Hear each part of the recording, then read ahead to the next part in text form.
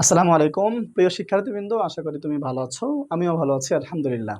তো আজকের ক্লাসে হচ্ছে কেমিস্ট্রি চ্যাপ্টার 2। তুমি যদি এসএসসি 27, 28 বা 29 ব্যাচের হয়ে থাকো তাহলে আজকের ক্লাসটা শুধুমাত্র তোমার জন্য। আজকের ক্লাসটা খুবই প্রিসাইজ ক্লাস হবে।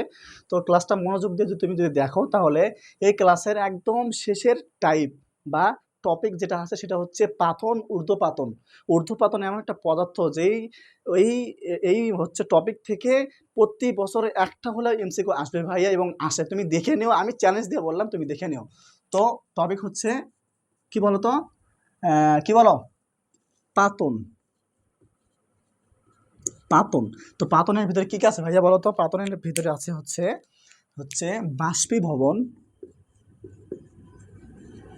বাষ্পীভবন এবং কি আছে ভাইয়া বলো? ঘনীভবন, ঘনীভবন,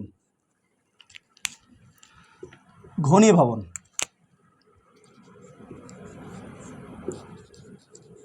ঘনীভবন। তো ভাইয়াকে প্রশ্ন করতে পারো যে ভাইয়া পাতনের ভিতরে দুইটা টপিক আছে। হ্যাঁ, পাতনের ভিতরে অবশ্যই দুইটা টপিক আছে, দুইটা টপিক নিয়েই পাতনটা তৈরি হয়। তো প্রথম টপিকটা হচ্ছে বাষ্পীভবন। বাষ্পীভবনটা কি ভাইয়া বলো তো? একটা পদার্থ নিব, যে পদার্থটা তরল অবস্থায় থাকবে। তো তরল অবস্থায় কি কি পদার্থ থাকতে পারে? পানি থাকতে পারে, তরল জাতীয় যে কোনো পদার্থ থাকতে পারে। তো যে কোনো পদার্থ যদি তরল অবস্থায় থাকে সেটাই হচ্ছে কি বলো, সেই সেই পদার্থটা কি করতে পারবো? বাষ্পীভবন করতে পারবো। একটা তো পদার্থ নিলাম, ধরো আমি H2O, পানি নিলাম। কি নিলাম ভাইয়া? পানি নিলাম। পানিকে যদি আমরা পানিকে যদি কি করি বলো, 100 ডিগ্রি সেলসিয়াসে নিয়ে যাই তাহলে কি হবে ভাইয়া বলো তো? বাষ্প হয়ে যাবে। পানিকে যদি আমরা 100 ডিগ্রি সেলসিয়াস 100 ডিগ্রি সেলসিয়াসে নিয়ে যাই তাহলে কি হবে ভাইয়া বলো তো? কি হবে ভাইয়া বলো? বাষ্প হয়ে যাবে বা বাতাস হয়ে যাবে, বাষ্প হয়ে যাবে।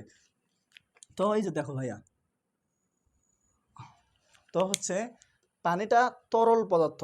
তরল থেকে কোনো একটা তাপমাত্রায়, বা তাপমাত্রা তো নির্দিষ্টই থাকে 100 ডিগ্রি সেলসিয়াস। তো পানিকে যখন আমরা 100 ডিগ্রি সেলসিয়াস নিয়ে যাই, নিয়ে যাওয়ার পর কী হয় ভাইয়া বলো? বাষ্প হয়ে যায়। তো বাষ্প হওয়ার যে প্রক্রিয়াটা, তরল থেকে বাষ্প হওয়ার প্রক্রিয়ার নামই হচ্ছে কি ভাইয়া বলো? বাষ্পীভবন। কি ভবন? বাষ্পীভবন। তরল থেকে কি হয়? বাষ্পীভবনে কি হয় বলো তো ভাইয়া?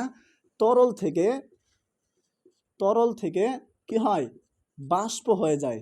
এবং তরল থেকে বাষ্প হওয়ার যে প্রক্রিয়াটা আছে না, তরল থেকে বাষ্প হওয়ার প্রক্রিয়ার নামই হচ্ছে আহ, বাষ্পীভবন। আশা করি বুঝাইতে পারছি ভাইয়া। দেখো, এটা কিন্তু 3টা স্টার দিলাম, এর মানে বুঝতে হবে এখান থেকে 100% প্রশ্ন আসবে। তো তরল থেকে যে প্রক্রিয়ায় বাষ্প হয়ে যায়, তরল থেকে কোন প্রক্রিয়ায় বাষ্প হয়ে যায়? যখন আমরা তরলকে 100 ডিগ্রি সেলসিয়াসে নিয়ে আসি তখন কি হয়ে যায়? বাষ্প হয়ে যায় বা বাতাস হয়ে যায়। এই বাতাস হওয়ার প্রক্রিয়াটার নামে হচ্ছে বাষ্পীভবন। তো সেকেন্ডে আছে হচ্ছে কি? ঘনীভবন। ঘনীভবন। তো ঘনীভবনটা কি? ঘনীভবনটা সেম জিনিস কিন্তু বিপরীত জিনিস। কঠিন পদার্থকে, কঠিন থেকে কি হয়? তরল হয়।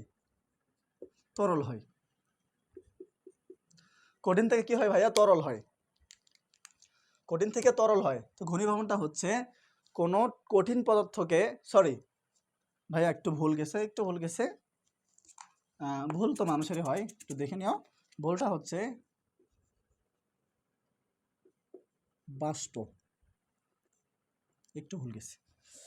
তো ভাইয়া ঘনীভবনটা হচ্ছে কোনো পদার্থ, কি পদার্থ? বাষ্প পদার্থকে তরলে পরিণত করার প্রক্রিয়াকেই ঘনীভবন বলে ভাইয়া। আবার বলি, কোনো কোনো বাষ্পীয় পদার্থকে তাপ শোষণ, তাপ বিকিরণ করার পর তরলে পরিণত করার প্রক্রিয়াটাই হচ্ছে কি?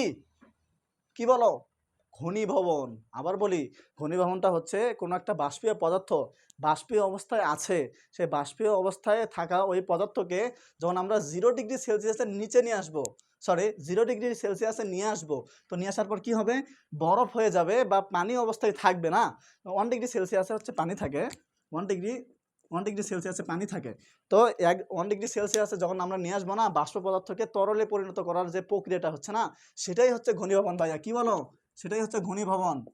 সেটাই হচ্ছে কি ভাইয়া? ঘনীভবন। এখন ভাইয়াকে বলতে পারে ভাইয়া বাষ্পীয় পদার্থ বুঝাইলেন, ঘনীভবন পদার্থ বুঝাইলেন, তো ভাইয়া পাতনটা কি? পাতনটা কি ভাইয়া? পাতনটা কি? পাতনটা কি হচ্ছে বলো তো? পাতনটা হচ্ছে কোনো পদার্থকে বাষ্পীভবন পদার্থ কি কোনো তরল পদার্থকে তাপ প্রদান করে গ্যাসীয় পদার্থে পরিণত করার প্রক্রিয়া কি? বাষ্পীভবন। কি ভবন? বাষ্পীভবন। এবং ঘনীভবনটা হচ্ছে কোনো বাষ্পীয় পদার্থকে তাপ বিকিরণ করে তরলে পরিণত করার প্রক্রিয়ার নামে হচ্ছে কি ভাইয়া বলো? তাপ বিকিরণ করে তরলে পরিণত করার প্রক্রিয়ার নামে হচ্ছে ঘনীভবন। তো কোনো একটা পদার্থকে তরল থেকে বাষ্প করব, আবার সেই পদার্থকে কি করব ভাইয়া বলো তো? কি করব? আবার বাষ্প থেকে তরলে নিয়ে আসব।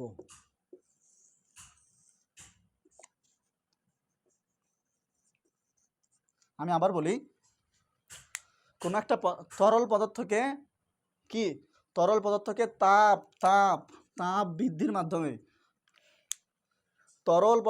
তাপ বৃদ্ধির মাধ্যমে বাষ্প করব।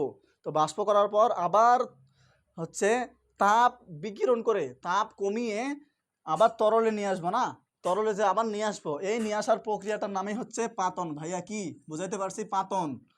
তো কোনো একটা তরল পদার্থকে প্রথমে বাষ্প করব, বাষ্প করার পর আবার তাপমাত্রা বিকিরণ করার পর যে আবার যে ওই পদার্থটা তরল হবে, তাই না? তো তরল হওয়ার যে প্রক্রিয়াটা সেটাই হচ্ছে পাতন। তো কোনো একটা পদার্থকে যদি আমরা মনে করো কি করি বলো তো? কি করি ভাইয়া বলো কি করব বলো? একটা হচ্ছে হাইড্রোজেন,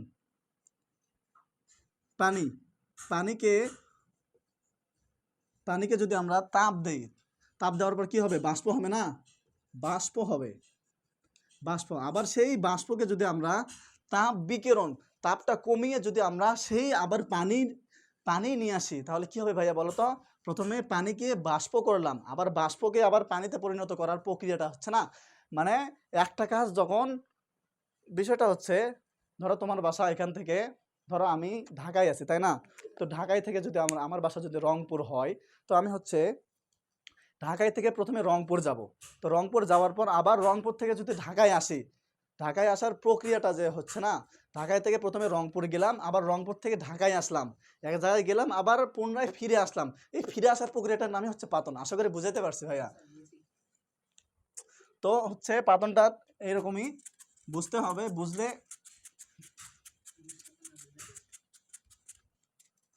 তো ভাইয়া পরের টপিকটা হচ্ছে ঊর্ধ্বপাতন।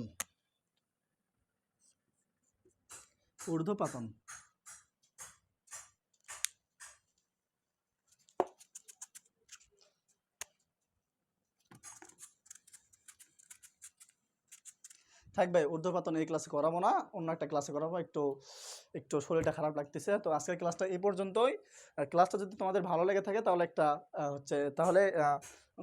হচ্ছে দেখবা, অ্যান্ড ক্লাসে যদি নতুন হয়ে থাকো তাহলে সাবস্ক্রাইব করবা। সাবস্ক্রাইব করলে কি হবে, আমার যে নতুন ক্লাসগুলো আসবে না, যে সামনের ক্লাসটা আমি ঊর্ধ্বপাতন পড়াবো না, তো ঊর্ধ্বপাতন পড়ানোর যে নতুনটা ক্লাস হবে সেই ক্লাসটা তোমার কাছে চলে যাবে। তো চলে যাওয়ার পর তুমি প্রথমে সেই ক্লাসটা দেখতে পারবো। এই জন্য সাবস্ক্রাইব অবশ্যই করবা, অ্যান্ড শেয়ার করে বন্ধুদের কাছে কেয়ারটা বাড়িয়ে দিবা।